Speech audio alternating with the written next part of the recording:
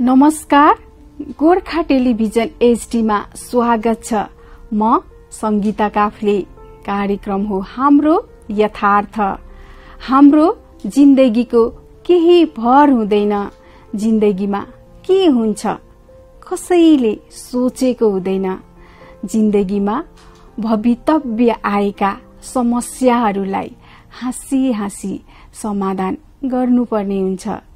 जसरी भए पनि जिन्दगी बाँच्नै पर्छ, रमाउनै पर्छ, हाँस्नै पर्छ।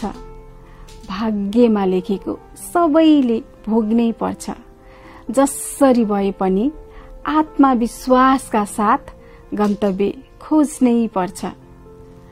अपाङ्गता भएका व्यक्तिहरूको जीवन एकदमै कष्टकर छ, तर पनि उनीहरूले जीवन आत्मविश्वासका साथ अगाडि बढाइरहेका छन्। जीवनलाई सुन्दर बनाएका छन्। हो, अपाङ्गता भएका व्यक्तिहरूको जीवन असहज छ, तर पनि उनीहरूमा आँट छ, साहस छ, धैर्यता छ र जिन्दगी चलिरहेको छ। यस्तै वास्तविक जीवनमा आधारित कार्यक्रम हो हाम्रो यथार्थ। आउनुहोस्, त्यस्तै एकजना व्यक्तिको जिन्दगीको वास्तविक घटनालाई नजिकबाट निहालौं।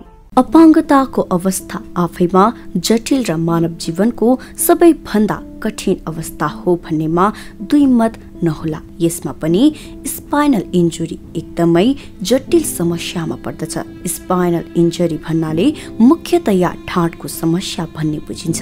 ढाड भन्दा तल केही पनि चल्दैन, यहाँसम्म कि दिशा पिसाब गरेको समेत आफूलाई थाहा हुँदैन। शारीरिक, आर्थिक, पारिवारिक, सामाजिक आदि विभिन्न समस्याहरूसँग जुझ्दै कठिन जीवनयापन गर्नुपर्ने हुन्छ। यस्तै कठिन जीवनयापन गरिरहनु भएको धेरै व्यक्तिहरूमध्ये हुनुहुन्छ ऋषिराम ढकाल, जो वैदेशिक रोजगारीको सिलसिलामा रोजगारीको लागि मलेसियामा काम गर्ने सिलसिलामा स्पाइनल इन्जुरी हुनुभयो। 2058 सालको कुरा हो। म चाहिँ अब वैदेशिक रोजगारी सिलसिलामा रोजगारीको लागि मलेसिया गएको थिएँ। त्यहाँ चाहिँ काम गर्ने सिलसिलामा म खसेर चाहिँ दुर्घटना भएँ। अनि त्यसपछि मेरो पछाडिको जुन स्पाइनल कर्ड इन्जुरी भयो मेरुदण्डमा। अनि त्यसपछि म त्यहाँ केही समय उपचार गरेँ, तर त्यहाँ उपचार नलाग्ने भएपछि मलाई चाहिँ कम्पनीले नेपाल फर्काइदियो। नेपाल आएपछि अब मलाई चाहिँ स्पाइनल कर्ड इन्जुरी भएपछि अब बाँचिएला जस्तो मलाई लाग्थेन। किन भन्दा अब तलका छोएका अङ्गहरू एकदमै थाहा नहुने होइन। अनि पिसाबमा पनि, पिसाब ठाउँमा पनि त्यो ब्यागहरू, पाइपहरू लगाइराखेको। अनि त्यो देख्दा चाहिँ मलाई चाहिँ मेरो लाइफ चाहिँ अब सकिएछ, अब चाहिँ अब हामी मर्ने रहेछ जस्तो लाग्थ्यो। अनि नेपाल आइसकेपछि चाहिँ मैले स्पाइनल इन्जुरी पुनर्स्थापना केन्द्रसँग मेरो भनौँ न, त्यहाँसँग चाहिँ मेरो हस्पिटल र स्पाइनल इन्जुरी पुनर्स्थापना केन्द्रसँगको सहकार्यले चाहिँ म स्पाइनल इन्जुरी पुनर्स्थापना केन्द्रमा पुनर्स्थापन पाएँ। र पुनर्स्थापना केन्द्रले चाहिँ हामी जस्तो व्यक्तिलाई चाहिँ भनौँ न कसरी चाहिँ अब आफ्नो दैनिकीलाई अगाडि बढाउने भन्ने विषयमा चाहिँ सिकाउँदो रहेछ। अब भनौँ न सबै कुराहरू इन्डिपेन्डेन्ट तरिकाले चाहिँ अगाडि बढ्न सिकायो। र म त्यो सिकोले चाहिँ म त्यहाँबाट बाहिर निस्किसकेपछि मैले विभिन्न किसिमका तालिमहरू सिकेँ होइन। विभिन्न किसिमका ठाउँहरूमा मैले चाहिँ सहकार्य गरेँ र मैले रोजगार पाएँ। र पछि मैले त्यही नै स्पाइनल इन्जुरी पुनर्स्थापना केन्द्रमा नै रोजगार पाएँ। अनि त्यसपछि चाहिँ मेरो लाइफ चाहिँ अलिक सहज रूपमा भएर म अहिले चाहिँ भनौँ न अब अपाङ्गता भएका व्यक्तिहरूप्रति पहिला म आफू सचेत भएँ र अहिले चाहिँ अरू व्यक्तिहरूलाई चाहिँ कसरी चाहिँ अगाडि बढाउन सकिन्छ भन्ने विषयमा चाहिँ हामी वकालत गर्छौँ र त्यही सम्बन्धी नै काम गर्छौँ अहिले। उहाँ जब एबल हुनुहुन्थ्यो नेपालमा हुनुहुन्थ्यो, उहाँको शरीर तन्दुरुस्त थियो, तब समुदाय साथीभाइहरूले छिमेकीहरूले राम्रो व्यवहार गर्नुहुन्थ्यो। तर जब उहाँ वैदेशिक रोजगारीको सिलसिलामा मलेसियाबाट काम गर्दा गर्दै 2 वर्ष पुगेपछि स्पाइनल इन्जुरी भएर नेपाल फर्केपछि साथीभाइ आफन्त छरछिमेकले अलिक फरक व्यवहार गरे जस्तो लाग्छ।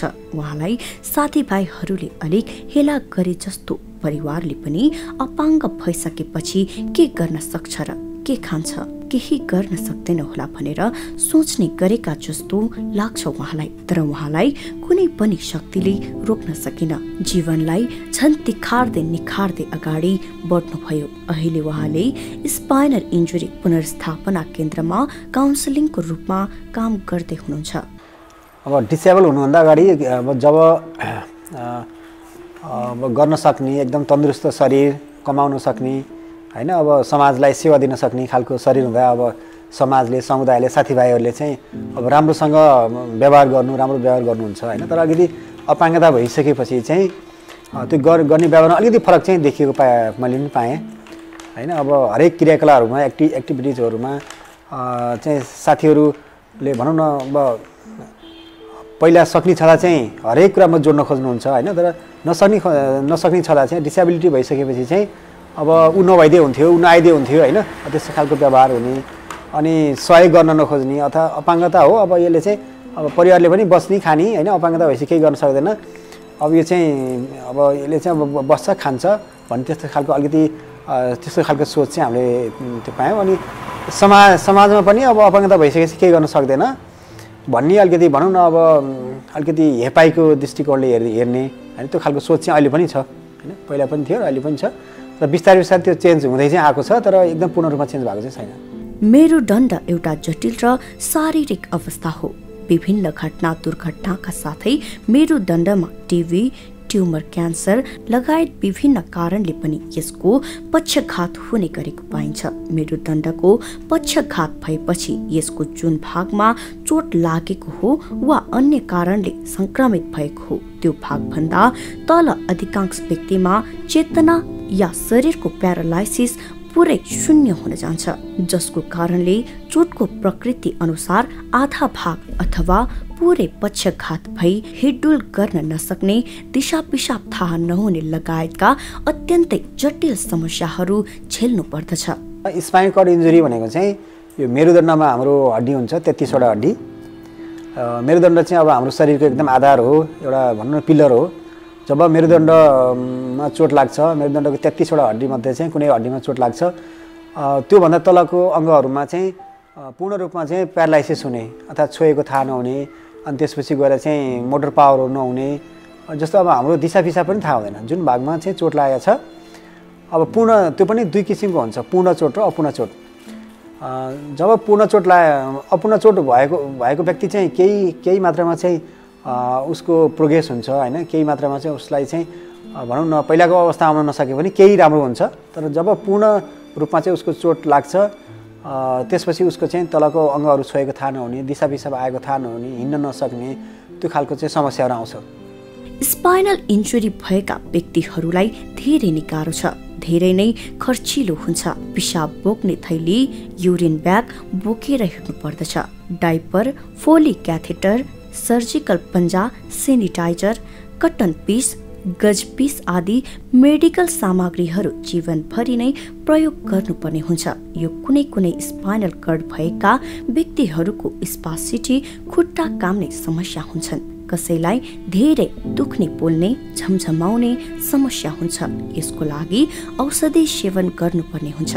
पिसाब लिक भइरहने समस्याको लागि पनि औषधि सेवन गर्नुपर्ने हुन्छ। यी सामग्रीहरू प्राप्त गर्न धेरै नै गाह्रो हुन्छ भनी व्यक्त गर्नुभएको छ।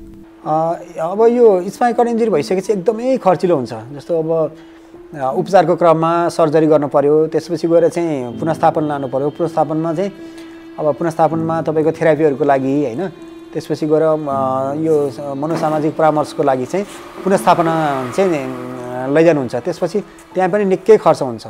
यो एकदमै खर्चिलो छ र त्यसमा चाहिने सामग्रीहरू भनेको चाहिँ जस्तो अब मेरुदण्ड पक्षघात भइसकेपछि हामीले प्रयोग गर्ने सामग्रीहरू चाहिँ स्वास्थ्य सामग्रीहरू भनेको चाहिँ अब कम्प्लिट इन्जुरी छ भने चाहिँ व्हिलचेयर अनिवार्य रूपमा प्रयोग गर्नु पर्यो त्यसपछि अब दिशा पिसाबको लागि पनि हामीले सामग्रीहरू प्रयोग गर्छौँ। जस्तो अब CIC पाइप भन्छ होइन, फोलिस क्याथेटर भन्छ, अनि त्यसपछि जाइलिकन जेली भन्छ, अनि युरिन ब्यागहरू होइन, कन्डम क्याथेटरहरू, अनि डाइपरहरू, थुप्रै किसिमका सामग्रीहरू चाहिँ प्रयोग गर्छौँ।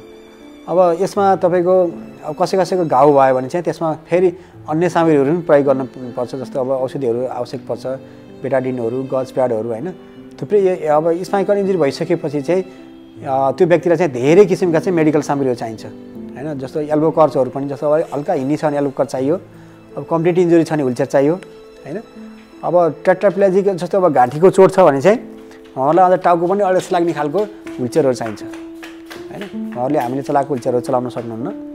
अनि कसैको चाहिँ तपाईँको अब हातमा जस्तो हातहरू चाहिँ चल्छ, औँलाहरू चल्दैन भने यहाँ चाहिँ तपाईँको डिभाइसहरू बनाएर तपाईँको चम्चाहरू यहाँ अड्काएर त्यसरी खाने तरिकाहरू पनि अथवा ब्रसहरू गर्ने त्यस्तो किसिमको पनि यो पुनर्स्थापना केन्द्रमा सिकाउँछ र त्यहाँ चाहिँ गराउनुहुन्छ। त्यो पनि सामग्रीहरू चाहिन्छ उहाँलाई। उहाँले अहिले स्पाइनल इन्जुरी नामक संस्था चलाउँदै आउनु भएको छ, तर संस्था चलाउन धेरै नै गाह्रो भएको बताउनुहुन्छ। सरकारले पनि अपाङ्गता भएका व्यक्तिहरूलाई त्यति ध्यान भने दिन सकेको छैन भन्ने उनको बुझाइ छ। चिनेको साथीभाइसँग विदेशीसँग डोनेट मागेर संस्था चलाउनु पर्दछ। नेपालमा संस्था चलाउन धेरै नै गाह्रो छ, तर पनि संस्थाहरू चलिरहेको छ। अपाङ्गता भएका व्यक्तिहरूलाई वैशाखी व्हिलचेयर पाउन सजिलो भएछ, पढ्ने सुविधाहरू पनि पाइरहेका छन्, रोजगारीको समेत पहलहरू भइरहेको छ। राजनैतिक रूपमा पनि अपाङ्गता भएका व्यक्तिहरू माथि उठिरहेको कुरा उहाँले व्यक्त गर्नु भएको छ। त्यस्तै खेलकुदमा समेत अपाङ्गता भएका व्यक्तिहरू रमाइरहेका छन्। यो सबै संस्थाको उपलब्धता हो जस्तै लाग्छ उहाँलाई। त्यही त नेपालमा अपाङ्गता भइसकेपछि नै एकदमै गाह्रो छ। त्यसमाथि चाहिँ संस्थाहरू सञ्चालन गरेर संस्था रजिस्टर गरेर चलाउन पनि झनै गाह्रो छ होइन। अब सरकारले खासै त्यही राम्रो किसिमले चाहिँ बजेटहरू दिएको हुँदैन। अब दात्री निकायहरूसँग विदेशी निकायहरूसँग आफूले चिनेको साथीभाइहरूसँग चाहिँ रकमहरू सङ्कलन गरेर खोजेर मागेर चाहिँ संस्थाहरू चलाउनु पर्ने अवस्था छ। त्यस कारण अलिकति गाह्रै छ संस्थाहरू सञ्चालन गर्नलाई। अब नेपालमा अलिक गाह्रो नै छ, तर पनि अब लागिरहेछौँ, गरिरहेछौँ र राम्रै देखिरहेको छ। कतिपय व्यक्तिहरूले चाहिँ अपाङ्गता भएको व्यक्तिले राम्रै सेवाहरू पाइरहेछन् होइन। अहिले इन्डिपेन्डेन्ट हुने व्यक्तिहरू एकदमै बढिरहेछन्, अनि जागिरहरू पाइरहेछन्, पढ्ने सुविधाहरू पाइरहेछन्, अनि खेलकुदहरूमा रमाइरहेछन्, इन्जोय गरिरहेछन्। अर्थात् खेलकुदहरूमा पनि के गेमहरू जितेर चाहिँ एकदम भनौँ न पुरस्कृत हुन थालेका छन्। यो चाहिँ हाम्रो एकदम यो हाम्रो चाहिँ एचिभमेन्ट हो, उपलब्धि जस्तो लाग्छ हामीलाई। नेपालमा अपाङ्गता भएका व्यक्तिहरूको खेलकुदमा निकै राम्रो पहलहरू भइरहेका छन्। भलिबल, टेबल टेनिस, स्विमिङ आदि खेलकुदको विकासले यी खेलकुदहरूको माध्यमबाट पनि अपाङ्गता भएका व्यक्तिहरूलाई घरभन्दा बाहिर निकाल्न सकिरहेको अवस्था छ भन्ने लाग्छ उहाँलाई। वास्तवमा नेपालमा चाहिँ अपाङ्गता भएका व्यक्तिहरूको खेलकुद भनेको चाहिँ व्हिलचेयर रेस गरिन्थ्यो पहिला। जब यो हामीले चाहिँ एउटा संस्था स्थापना गऱ्यौँ, यो चाहिँ spinal cord injury sports association, त्यो संस्था स्थापना भइसकेपछि चाहिँ नेपालमा धेरै खेलकुदहरूको चाहिँ धेरै खेलकुदहरू आए। जस्तो table tennis, wheelchair cricket, wheelchair basketball, swimming होइन। त्यसपछि गएर दृष्टिबिनहरूले खेल्ने ग्लोबल दृष्टिबिन क्रिकेटहरू, थुप्रै किसिमका खेलहरू चाहिँ भित्रेका छन् र त्यो चाहिँ एकदम राम्रो विकास हुने वेमै छन्। एकदम राम्रो तरिकाले चाहिँ विकास भइरहेछ। पछिल्लो अवस्थामा चाहिँ खेलकुदले अपाङ्गता भएको व्यक्तिलाई घरबाट बाहिर निकाल्न पनि राम्रो सपोर्ट पुगेको छ र उनीहरूले चाहिँ खेलमा जाँदा चाहिँ एकदम रमाएर एकदम इन्जोय गरेर खेलि पनि रहेका छन् र इन्टरनेसनल स्तरका अवार्डहरू पनि प्राप्त गरिरहेका छन्। ऋषि ढकाल कामको सिलसिलामा Japan, Korea, Europe, Denmark, Bangladesh आदि विविध देशहरू भ्रमण गर्नुभएको छ। विकसित देशहरू र हाम्रो देश नेपालमा अपाङ्गता भएका व्यक्तिहरूमा धेरै नै फरक रहेको कुरा उहाँले अनुभव गर्नुभएको छ। त्यस्तै व्हिलचेयर युज गर्ने व्यक्तिहरूलाई गाडी चढ्नको लागि धेरै नै गाह्रो भएको कुरा समेत व्यक्त गर्नुभएको छ। बिरामी हुँदा एक्जाम दिन जाँदा समेत गाडी चढ्नको लागि धेरै नै गाह्रो भएको अनुभव छ उहाँलाई। मैले चाहिँ कामको सिलसिलामा अब भनौँ न जापान, कोरिया अनि युरोपको डेनमार्कहरू पनि भिजिट गरेँ। अनि म बङ्गलादेश पनि 2-3 चोटि गएँ। विकसित कन्ट्रीहरूमा र नेपालमा चाहिँ धेरै फरक छ। अपाङ्गता भएका व्यक्तिहरूलाई हेर्ने दृष्टिकोणमा एकदमै फरक छ। अब विकसित कन्ट्रीहरूमा सरकारले सबै किसिमका सुविधाहरू जस्तो CRPD भन्छ नि, महासन्धिका 50वटा धाराहरू छन्, ती धाराहरू सकेसम्म धेरै चाहिँ अपाङ्गता भएको व्यक्तिले प्राप्त भएको हामीले देख्यौँ। त नेपालमा चाहिँ अब मेरो दुर्घटना भएको लगभग 18-19 वर्ष भयो। पहिला भन्दा अलिकति केही चेन्ज चाहिँ भएको छ, तर एकदमै धेरै परिवर्तन हुन सकेको छैन।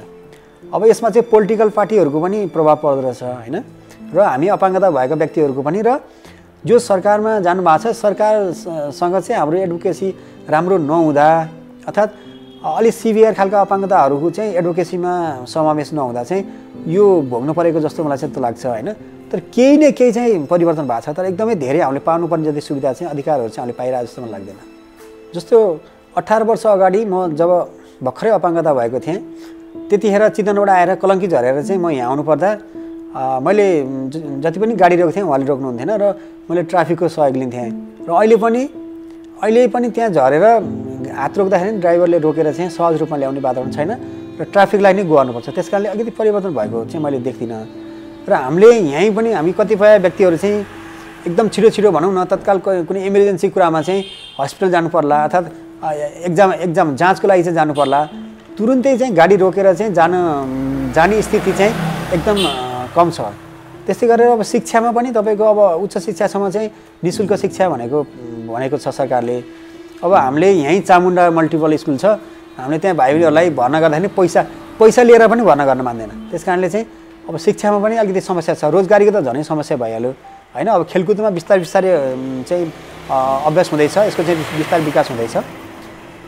हरेक मानिसको जीवनमा दुःख सुख लेखेको हुन्छ। संसार त जित्नु छैन, तर आफ्नो खुट्टामा आफै उभिन सकु भने चाहिँ उहाँलाई संसार त्यतिखेर जिते जस्तो लाग्यो जब उहाँले आफू स्पाइनल भएपछि माया गर्ने श्रीमती पाउनुभयो। तब उनले आफ्नो मेहनत र पसिनाले संस्था खोल्न पाउनुभयो। तब उहाँलाई जिन्दगीको सबैभन्दा खुसीको क्षण लाग्यो। त्यस्तै दुःख चाहिँ त्यतिखेर लाग्यो जब उहाँ सबल हुनुहुन्थ्यो, आफ्नो शरीरमा शक्ति थियो। तब विदेशमा गएर पसिना बगाउनु पर्थ्यो। तर जब दुर्लभ शरीर लिएर नेपाल फर्किनु पर्यो, त्यस बेला धेरै दुःख लागेको कुरा व्यक्त गर्नुहुन्छ। खुसीको क्षण चाहिँ मेरो खुसीको क्षण भने चाहिँ अब मेरो स्पाइनल इन्जुरी भइसकेपछि पनि मैले जब पाउनु, मैले चाहिँ मेरो फ्यामिली पाउनु, मेरो श्रीमतीसँग चाहिँ मेरो अब मैले वैवाहिक जीवन चाहिँ सम्बन्ध गाँच्नु, अनि त्यसपछि मैले जब पाउनु, त्यो चाहिँ खुसीको क्षण हो हैन। दुःखको क्षण भने चाहिँ त्यही अब विदेशमा गएर अब दुर्घटना भएर नेपाल फर्किनु पर्दा, जस्तो अब एकदम सक्ने छँदा, एकदम यङ छँदा चाहिँ अब विदेश गइयो हैन, तर नसक्ने छँदा अब एकदम दुर्बल शरीर लिएर चाहिँ नेपाल फर्किनु पर्दा त्यो चाहिँ दुःखको क्षण लाग्छ मलाई। अपाङ्गता भएका व्यक्तिहरूलाई खेलमा समावेश गराउन धेरै नै गाह्रो छ, तर पनि उहाँहरूको माध्यमबाट खेलकुदमा खेलको विकास गराउन महत्त्वपूर्ण भूमिका रहेको कुरा उहाँले व्यक्त गर्नुभएको छ। 2009मा हामीले एउटा खेलकुद संस्थाको स्थापना गऱ्यौँ, spinal cord injury sports association भनेर। त्यसमा चाहिँ 7 जना साथीहरू चाहिँ स्पाइनल कर्ड इन्जुरीका मेम्बरहरू हुनुहुन्थ्यो। त्यहाँ डिस्कस पर्थ्यो कि हामीहरू स्पाइनल कर्ड इन्जुरी भएकै व्यक्तिहरूले चाहिँ संस्था अगाडि बढाउन सकिन्छ त भनेर कोही साथीले क्वेसन गर्नुहुन्थ्यो। अनि हामीले चाहिँ के गर्यौँ भने ठिक छ हेरौँ न हैन, हेरौँ अब यदि गर्न सकेन भने फेरि यसलाई चाहिँ परिवर्तन गरेर चाहिँ अरू खालका मेम्बरहरू राखेर अगाडि बढाउला भनेर। त्यसपछि हामीले चाहिँ त्यही अनुसार 7 जना चाहिँ स्पाइनल कर्ड इन्जुरी भएको साथीहरू को सहभागिता जनाएर चाहिँ हामीले संस्था दर्ता गऱ्यौँ र अगाडि बढायौँ। त्यो चाहिँ यति राम्रो संस्था भयो कि त्यो नेपालमा नम्बर 1 संस्था भयो है। अपाङ्गता खेलकुदको लागि चाहिँ त्यो संस्थाले यति राम्रो काम गर्यो कि जुन चाहिँ पाराओलम्पिक कमिटीले पनि गर्न सकेन। त्यसको स्टेक होल्डरको कमिटीमा हाम्रो संस्थाको अन्डरमा पाराओलम्पिक कमिटी पनि हुन्थ्यो। त्यस कारणले अब त्यो संस्था स्थापना कालदेखि मैले अघि नै भनिसकेँ थुप्रै किसिमको खेलकुदहरूको पनि सुरुवात भयो हैन, विकास भयो। हाम्रा साथीहरू चाहिँ विदेश गएर खेल्न थाले, विदेशका साथीहरू नेपाल आएर खेल्न थाले, अवार्ड हुन थाले। अब सरकारले पनि सरकारले पनि उनीहरूलाई पुरस्कृत गर्न थाल्यो, विभिन्न सङ्घ संस्थाहरूले पनि पुरस्कृत गर्न थाल्यो। जस्तो बजाज पर्सनल अवार्डले पनि उहाँलाई पुरस्कृत गर्छ हैन, धेरै संस्थाले चाहिँ उहाँलाई चाहिँ पुरस्कृत गर्छ अहिले। अब त्यो संस्था यति राम्रो भयो कि त्यही त अब अपाङ्गता भएको व्यक्तिहरूले मात्रै सञ्चालन गरेको संस्थाहरू पनि राम्रा हुँदो रहेछन् भनेर चाहिँ एउटा त्यसले चाहिँ एउटा नमुनाको रूपमा चाहिँ त्यो संस्था भयो। अपाङ्गता भएका व्यक्तिहरूको चुनौती धेरै नै रहेको छ। शिक्षा, स्वास्थ्य, सञ्चारमा पहुँच छैन, सार्वजनिक भवनहरू अपाङ्ग मैत्री छैन, पहुँचयुक्त वातावरण छैन, मैत्रीपूर्ण वातावरणको सिर्जना हुन सकेको छैन। त्यस्तै बैशाखी, व्हीलचेयर, सेतो छडी जस्ता सहायक सामग्री पाउन सकिरहेको अवस्था छैन। ती सामग्रीहरू पाइहालेमा पनि त्यसको मापन हुन सकेको छैन। अत्यन्तै कमसल खालको सामग्रीहरू मात्र पाइन्छ। यसैले अपाङ्ग भएका व्यक्तिहरूको चुनौती धेरै नै छ। त्यसको लागि सम्पूर्ण अपाङ्गता भएका व्यक्तिहरू, सङ्घ संस्थाहरू एकजुट भएर सरकारको ढोका ढकढकाउन आवश्यक रहेको कुरा सबै सामु बाँड्नु भएको छ। अपाङ्गता भएका व्यक्तिहरूको लागि चुनौती थुप्रै नै छ। अब पहिलो कुरा त यो एक्सेसिबिलिटी, यो जुन पहुँचयुक्तताको कुराहरू आउँछ। हाम्रो देशमा पहुँचयुक्तताको कुरामा चाहिँ हामीले एकदमै चुनौती, एकदमै दुःख भोग्नु परेको छ। जस्तो सार्वजनिक यातायातहरू, सार्वजनिक भवनहरू, कुनै पनि कुराहरूमा चाहिँ पहुँचयुक्तता छैन। अब त्यो चाहिँ एउटा महत्त्वपूर्ण चुनौती हो। त्यस्तै गरेर हामीले सहायक सामग्रीहरू प्रयोग गर्छौँ। जस्तो अब हामीले बैशाखीहरू, व्हीलचेयरहरू त्यो प्रयोग गर्छौँ। त्यो कुराहरू पनि हामीले सहज रूपमा पाउने अवस्था छैन। यो चाहिँ विदेशी दाताहरूले कहिले दिएला अर्थात् चाहिँ संस्थाहरूले कहिले ल्याउला अनि चाहिँ चढ्न पाइएला भन्ने अवस्था छ। र ल्याइहाल्यो भने पनि आफूलाई मेजरमेन्ट गरेको, आफूले आफ्नो साइजको नपाउने अवस्था छ। अब जुन सहायक सामग्री प्रयोग गर्छौँ फेरि पनि हामीलाई चाहिँ हाम्रो शरीरमा चाहिँ अझै पनि फेरि अरू किसिमको कम्प्लिकेसनहरू, अरू किसिमको समस्याहरू देखिने खालको सम्भावना त देखेका छौँ। त्यसै गरी शिक्षा, रोजगार, थुप्रै कुरामा एकदमै चुनौती छ, एकदमै समस्या लाग्छ मलाई चाहिँ। अब त्यही हो, अब आगामी समयमा चाहिँ सबै खालका अपाङ्गताहरू मिलेर सरकारलाई चाहिँ भनौँ न अब एकदम सरकारसँग सहकार्य गरेर सरकारलाई यी कुराहरू बुझाएर चाहिँ हामी अगाडि बढ्नुपर्छ जस्तो मलाई लाग्छ। जिन्दगीलाई अगाडि बढाउनको लागि जीवन सङ्गिनीको धेरै ठुलो भूमिका हुन्छ। जहाँ जीवन सङ्गिनी हुन्छ त्यहाँ आफ्नो आवश्यकता पूरा गर्न सजिलो हुन्छ। उहाँले पनि जीवन सङ्गिनी पाउनुभयो, तर ती जीवन सङ्गिनीलाई आफन्त, घर परिवार, छिमेकी धेरैले नराम्रो वचनहरू लगाए। आफन्त, घर परिवार, छिमेकी समाजले अपाङ्गतासँग जीवन बिताएर के पाउँछस् भनेर समेत भने, तर उनी त्यो कुरालाई स्वीकार गर्ने पक्षमा थिएनन्। फलस्वरूप आफ्नो जीवनमा खुसी बटुली उनी उहाँसँगै रमाइन्। नमस्कार, म गीता बस्नेत। समाजले भन्दा पनि मलाई चाहिँ आफ्नो माइतीकै मम्मीबाट नै भएको थियो खास चाहिँ। अनि उहाँले चाहिँ धेरै नै अब उहाँ त्यस्तो मान्छेसँग नबस, छोड्दे, आज तँलाई फेरि अर्को बिहे पनि म गराइदिन सक्छु भनेर चाहिँ भन्नुभएको थियो। तर मैले चाहिँ त्यस्तो गरिनँ होइन। अब जस्तो भए पनि उहाँ हुनु र नहुनुमा धेरै फरक पर्छ होइन। म जस्तो भयो नि म उहाँसँगै बस्छु, हजुरले बुवालाई जसरी छोड्नुहुन्छ म त्यसरी नै छोड्छु नि त, त्यसो भए भन्ने कुरा चाहिँ भइरहेको थियो। अपाङ्गता भइसकेपछि सबैले छिछि दूर गर्दछन्। आफन्त, घर परिवार, समाजले साथ नदिँदा उहाँले गिट्टी बालुवा चालेर भए पनि आफूले सङ्घर्ष गर्दै अगाडि बढ्दै जानुभयो। यसो भनिरहँदा उहाँको आवाजहरू दर्दराएका थिए, साथै आँखाबाट निस्केको आँसुले पनि दुःख व्यक्त गरिरहेको थियो। गाह्रो चाहिँ धेरै नै गाह्रो भइरहेको थियो होइन। पहिले चाहिँ मैले अब घर बनाउने ठाउँमा इँटा सिमेन्टीहरूसम्म पनि बोक्नु पर्यो होइन। स्ट्रगल चाहिँ धेरै गर्नु पर्यो। जिन्दगीमा जति ठुलो विरोध हुन्छ त्यति नै ठुलो हिम्मत आउँछ, र त्यही हिम्मतलाई खुसीमा परिणत गरेर जीवन रमाउन सकिन्छ भने चाहिँ उनले जीवनमा धेरै ठुलो विरोध गर्नु पर्यो, पटक पटक लड्नु पर्यो, हार्नु पर्यो। तर आज त्यही लडाई नै जीवनभरिको खुसी बनेको छ। अहिले चाहिँ उहाँबाट चाहिँ मलाई धेरै खुसी छ होइन। अब जति समाजले जति जे भने पनि खुसी भनेको घर परिवारबाटै हुने कुरा हो होइन। अनि उहाँले अब धेरै देश विदेशमा जानुभएको छ, अनि अहिले चाहिँ धेरैतिरबाट सपोर्टहरू पनि भइरहेको छ होइन। सबैजनाले राम्रैसँग हेर्नु भएको छ, त्यस्तो खासै नराम्रो अहिले चाहिँ केही पनि छैन। अपाङ्गको आवाजलाई बुलन्द गरिदिएकोमा गोर्खा टिभी प्रति मनदेखि नै आभार व्यक्त गर्दै हृदयदेखि नै खुसी व्यक्त गर्नु भएको छ। साथै अपाङ्गता भएका व्यक्तिहरूलाई माथि उठाउन पहल गर्ने सबैभन्दा भरपर्दो माध्यम सञ्चार माध्यम हो जस्तो लाग्छ उहाँलाई। आफन्त परिवारको बोझ होइन, अपाङ्गता भएका व्यक्तिहरूलाई एउटा बाटो मात्र देखाइदिनु पर्दछ। ती बाटोहरूलाई पहल्याउँदै उनीहरू आफै आफ्नो गन्तव्यसम्म पुग्न सक्छन्। उनीहरूलाई दया माया होइन अवसर दिनुपर्दछ। उनीहरूको अधिकार सुनिश्चित गर्नु पर्दछ जस्तो लाग्छ उहाँलाई। सर्वप्रथम त यो टेलिभिजनमा धेरै धेरै धन्यवाद दिन चाहन्छु र हामी जस्तो अपाङ्गता भएका व्यक्तिहरूको यो समाचार चाहिँ यहाँहरूले प्रसारण गरिदिनु भएको छ। सबभन्दा पहिलो श्रेय यो अपाङ्गता क्षेत्र विकासको लागि चाहिँ म पहिलो श्रेय चाहिँ यो सञ्चार माध्यममा दिन्छु। किन भन्दा सञ्चार यो विकास जति पनि हुन्छ, जति पनि परिवर्तन हुन्छ सञ्चारबाटै हुन्छ कि। त्यस कारणले यहाँलाई धेरै धेरै धन्यवाद दिन चाहन्छु र समग्र यो टेलिभिजन हेरेर बसिरहनु भएको सम्पूर्ण व्यक्तिहरूलाई के भन्न चाहन्छु भने अपाङ्गता खासै एकदमै परिवारको बोझ होइन, समाजको बोझ होइन।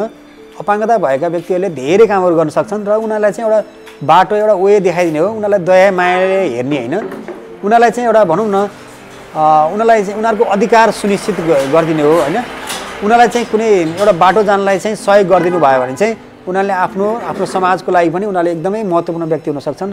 उनीहरूले समाजलाई चाहिँ भोलि एकदम राम्रो योगदान दिन सक्छन् भन्ने चाहिँ म विश्वस्त छु र यो कुरा चाहिँ म यहाँहरूलाई भन्न चाहन्छु। मन्दिर रोजेर पूजा नगर्नुहोला, देवता सबैको एउटै हुन्छ।